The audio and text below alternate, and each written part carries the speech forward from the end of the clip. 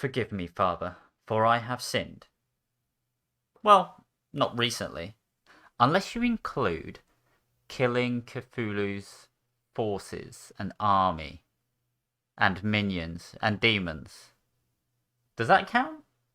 I'll admit, I was really excited to play this game when I first saw it in early access about a year ago. However, I held off on playing it until the full release. And I'm so glad I did. If I had played it sooner, I would have gone insane waiting for new updates to arrive. Safe to say, I was immediately hooked as soon as I pressed play. The first thing that stood out to me was the art style. I mean, how could it not? Just look at it. This hand-drawn comic book style oozes class. Even the extra little touches of having the enemies holding a spare head in case you make the first one explode. One thing I will note as of writing this review, I played as the female journalist, yet she still had male hands when using certain weapons. Getting back to the positives, the gameplay is incredibly fluid. Movement is fast paced and is completely under your control, never once being an issue. Gunplay feels super punchy and heavy, easily some of the most satisfying gunplay I have experienced in a long time.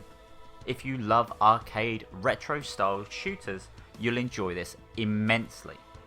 While the story is nothing groundbreaking, it's engaging enough to keep you invested.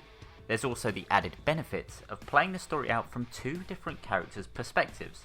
Just a little heads up though, you will hear the same one-liners from each character an unholy amount of times.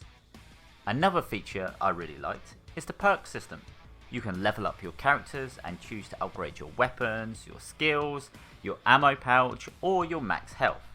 You know, the usual things. What I will say is, the amount of experience you gain is completely unbalanced.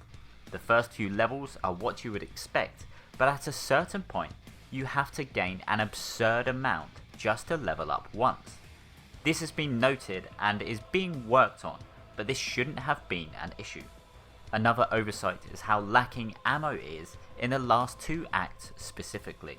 Some of the stronger generic enemies are way too bullet spongy, so you are constantly looking for ammo. This really sucks the fun out of the game, especially in those high octane moments. Relying on the melee weapons isn't an option either. To get your melee attacks to hit, you need to whisper sweet nothings to your weapon, take it out to a fancy meal, buy it a brand new phone, give it a massage, and then maybe, just maybe, your attack will hit. Every swing feels like it has to be pixel perfect, with the range being about a pixel long too.